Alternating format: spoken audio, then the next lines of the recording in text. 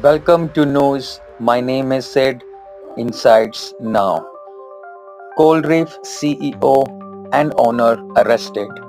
कोल reef के CEO owner Rajiv Malhotra को police ने अरेस्ट कर लिया है। रिपोर्ट्स के मुताबिक उनके खिलाफ कई सीरियस एलिगेशन सामने आए हैं। पुलिस ने कहा कि पूरी इन्वेस्टिगेशन चल रही है और कुछ नए फैक्ट्स मिल सकते हैं। कंपनी के ऑपरेशंस पर भी इंक्वायरी चलने की संभावना है। For more updates, stay connected. Peace on earth.